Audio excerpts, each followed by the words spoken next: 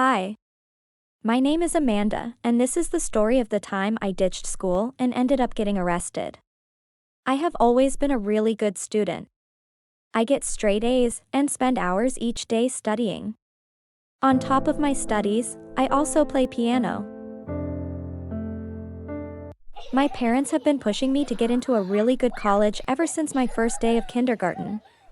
They are both doctors and want me to follow in their footsteps, so I get daily lectures about how hard I should be working. When I'm not studying or playing piano, my parents make me volunteer at the hospital they work at, so it will look good on my college applications. When it comes down to it, there isn't much room for fun in my life. There have been so many times when I was invited to hang out after school or to go out on weekends, but my parents always said no. I wish they could see things from my perspective and understand that sometimes I just want to be a kid.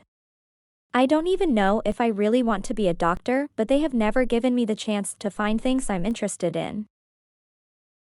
Everything changed last fall when I finally took a risk and did what I wanted to for once.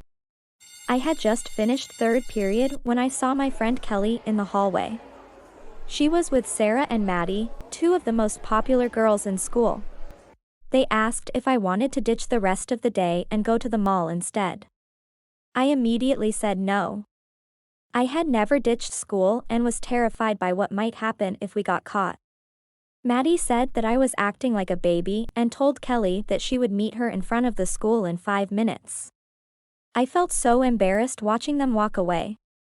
I wasn't a baby, I was just afraid of getting caught. As if she could read my mind, Kelly pulled me to the side and whispered that I wouldn't get caught and that everything would be fine. That we would have a great day and act like everything was normal when we went home. She said that she had ditched school loads of times and had never once been in trouble.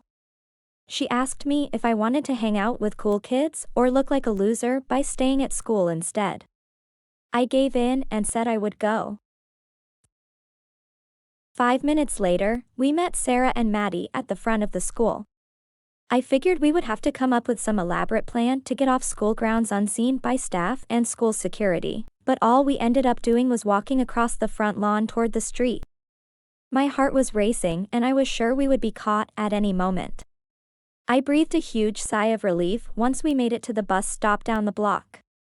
I was ashamed to admit it, but it was my first time ever riding the bus on my own. My parents always drove me wherever I needed to go. I made a note of the bus line and stopped we boarded it just in case I needed to ride back to school alone. By the time we made it to the mall, it was lunchtime and we were all starving. We stopped at the food court and loaded up on junk food and sweets, total opposite of the healthy meal my mom had packed for me. After lunch, we roamed around the mall for a bit, then we went into a store that was having a big sale. I couldn't believe how much fun I was having. It was well worth skipping school for. Sarah saw a pair of jeans in another shop that she had decided to buy, so we headed over that way. All of a sudden, a loud voice booms out, "Girls!" We were all scared to move. 2 security officers were walking towards us, and neither of them looked very nice. The bigger guard started yelling about shoplifting and calling the police. I was so confused. I hadn't taken anything. We were escorted to a back office that was filled with monitors. There were videos playing from every store in the mall.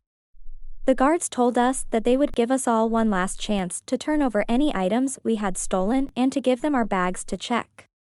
Kelly, Sarah, and I continued to deny that we had taken anything and quickly handed over everything we had to be checked. Maddie, on the other hand, stood with her arms crossed and refused to cooperate.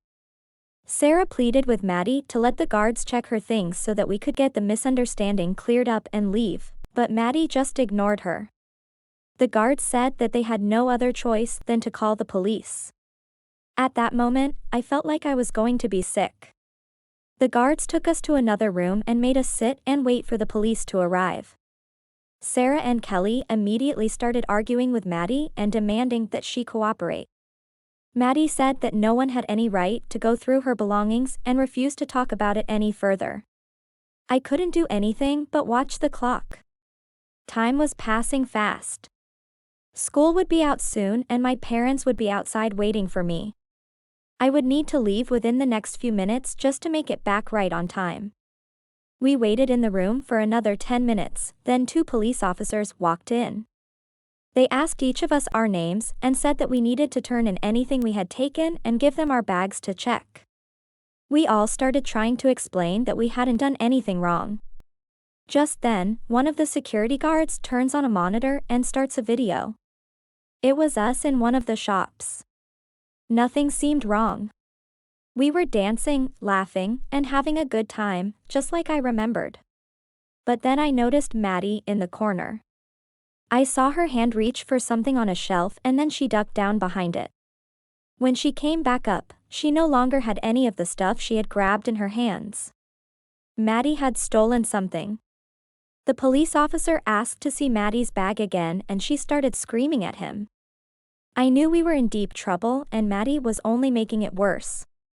The officer used the video footage to determine which bag Maddie had put the stolen items in.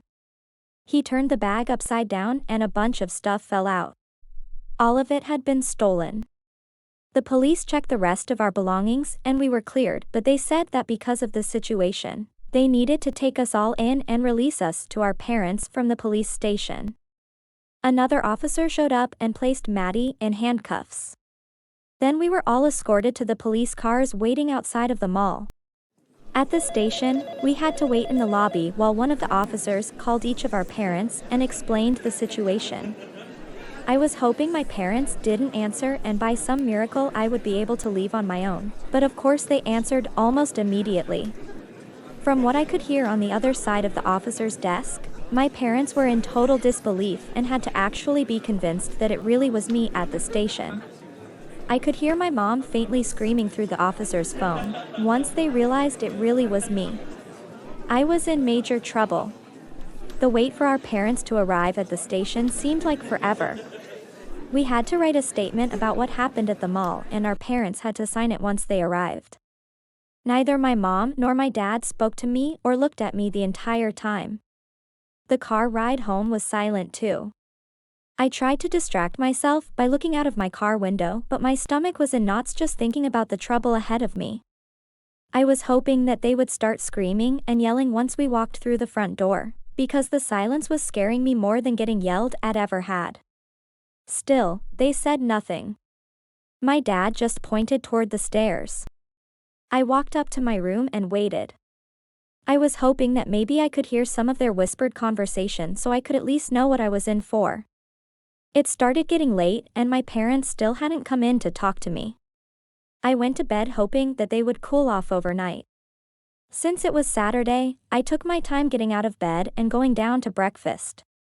But even though I was late coming down, my parents were still at the table waiting for me. My dad started talking first. He said that what I had done was reckless and dangerous. If there had been an emergency, they would have had no idea that I wasn't at school.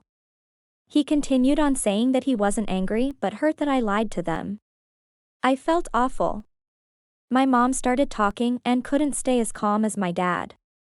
She started yelling but then stopped herself and took a second to calm down. My mom said that I had broken their trust and deserved a strict punishment. I would only be allowed to have my phone and laptop for school, could not see my friends for a month, and had to spend every weekend for the next 2 months volunteering at the hospital, on top of the hours I already spent there during the week. I apologized and agreed to my punishment. It was harsh, but I realized what I had done was dangerous and Maddie could have gotten us all in a lot of trouble by stealing. I explained to them that I was under a lot of pressure and sometimes just wanted to be a regular kid, like my friends. They both agreed to give me more space and free time once my punishment was over, so long as I kept my grades up. I never saw Maddie again after that day. According to Sarah, she had a history of shoplifting but had claimed to have stopped, which we now all know was a lie. This time was the last straw for her parents and she was sent away to military school. That was one of the scariest situations I have ever been in, and I swear to never ditch school again. What about you? Would you have let your friend talk you into ditching class, like I did? Has your friend ever gotten you into big trouble? Let me know in the comments and be sure to like and subscribe for more stories.